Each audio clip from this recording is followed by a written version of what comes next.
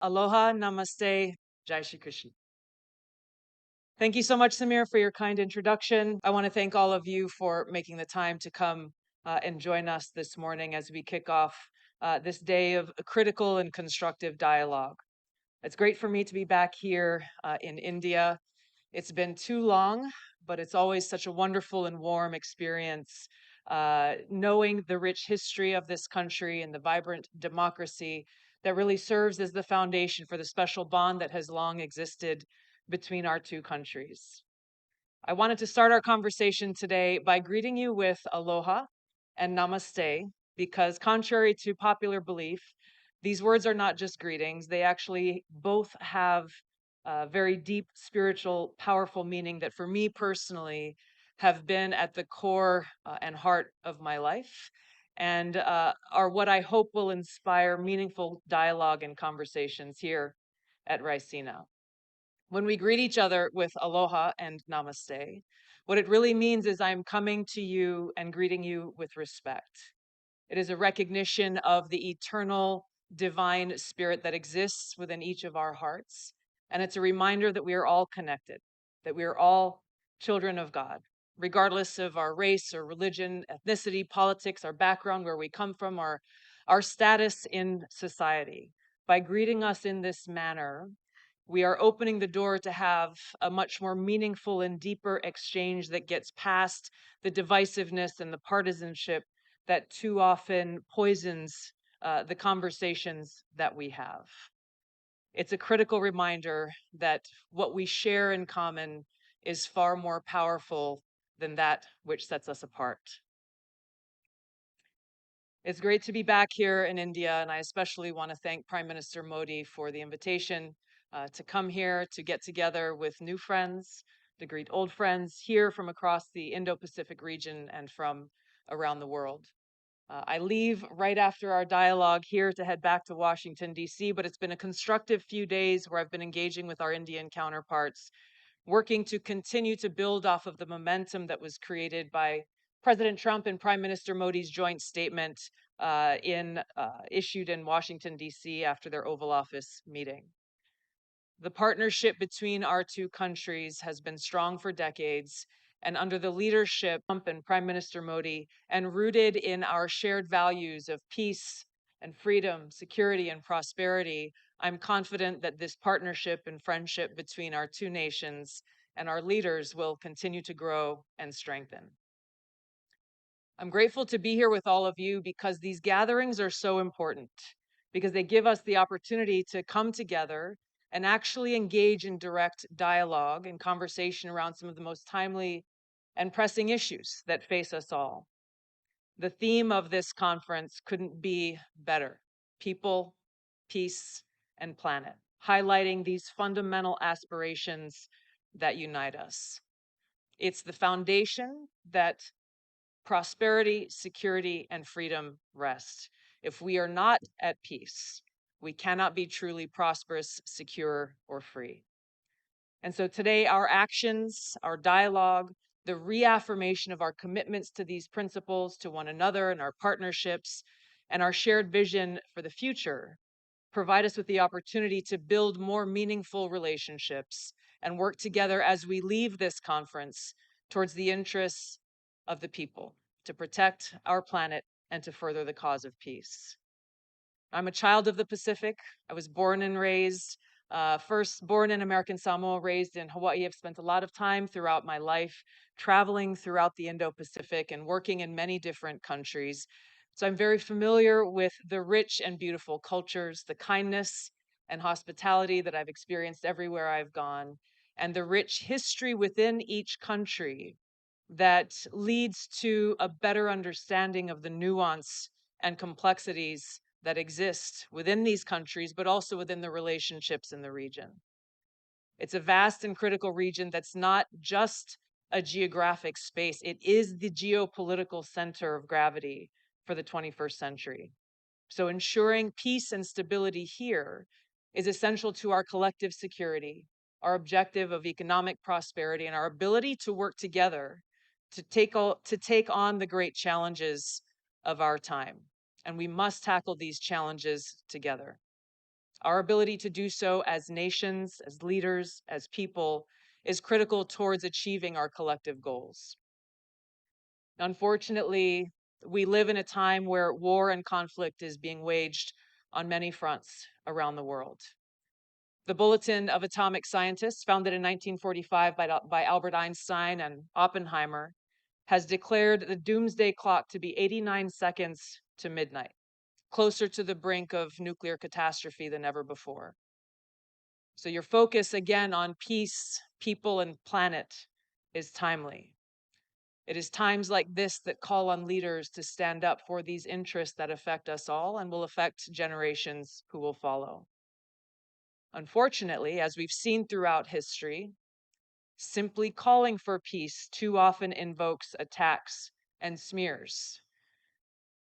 Perfect example is during President Trump's recent campaign for the presidency, he made it a pillar of his campaign to share his commitment to peace and to bring his leadership towards bringing about an end to the Russia-Ukraine war, to stop the killing, to prevent this risk of World War III and nuclear war.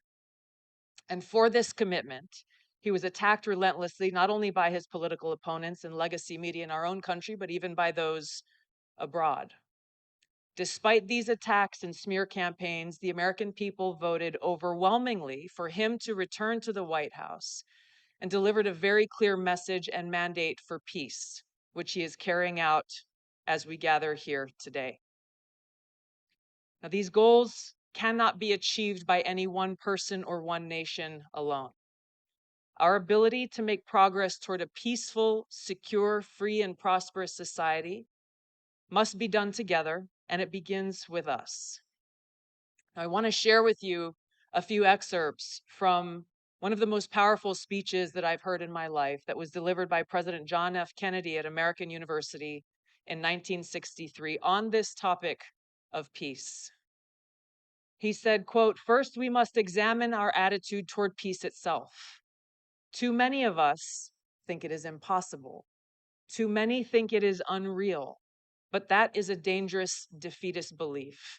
It leads to the conclusion that war is inevitable, that mankind is doomed, that we are gripped by forces that we cannot control.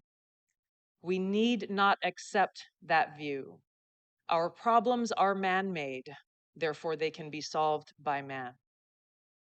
President Kennedy goes on to say, "Man's reason and spirit have often solved the seemingly unsolvable, and we believe they can do it again."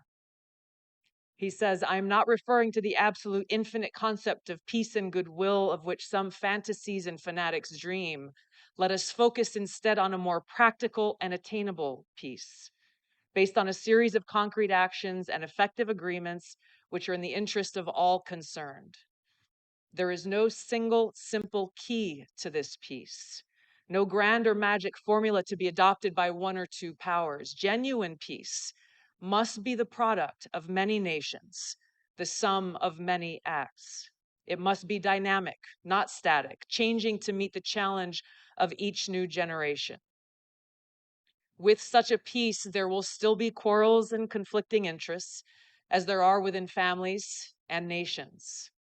World peace, like community peace, does not require that each man love his neighbor. It requires only that they live together in mutual tolerance, submitting their disputes to a just and peaceful settlement." He closed by saying, "So let us persevere. Peace need not be impracticable, and war need not be inevitable. By defining our goal more clearly, by making it seem more manageable and less remote, we can help all people to see it, to draw hope from it, and to move irresistibly toward it." These powerful words were as powerful and true and relevant then in 1963 as they are today. In the United States, President Trump remains unwavering in his commitment to achieving peace through a strategy rooted in realism and pragmatism. Securing peace through strength, which he speaks of very often, requires strong leadership with a clear-eyed and realistic understanding of the global challenges that exist as well as the opportunities. It requires a commitment to fostering cultural and economic ties that reduce the likelihood of an escalation to conflict, and a dedication towards reinforcing our mutual interests. It requires leaders have the courage to engage directly with both friends and adversaries alike, to increase understanding, to resolve differences, and to work to prevent an escalation to conflict. It requires leaders who are not afraid to speak an inconvenient or unpopular truth, and who ask the tough questions, who challenge the established view or quote unquote, the way things have always been done, to spark what may be hard but necessary conversations about the realities we face and the best way forward to advance our mutual cause of peace, freedom, security, and prosperity. So just as President Trump is committed to America first, putting the safety, security, and freedom of the American people at the forefront of his policies and his decisions, Prime Minister Modi is committed to India first. Prime Minister Luxon is committed to New Zealand first. This is the expectation of any leader's commitment to their people, to serve them, to put their interests at the forefront of their decisions. But this should not be misunderstood to mean that America first is America alone. The relationships that we build together are critical to advance our mutual interests. And it's why gatherings like this here at Ricina are so important, because it brings us together here, people from over 120 countries around the world, providing us a platform where heads of state, ministers, directors, leaders in business and nonprofits and strategic think tanks can actually come together in that spirit of aloha for robust dialogue and debate that will help us increase our understanding of one another. It is our shared values that will continue to shape the future of our partnerships and the world. And while we represent our own sovereign nations with unique perspectives and unique interests, by working together honestly, transparently, and strategically, we can ensure a more peaceful, free, secure, and prosperous future for our people and the world.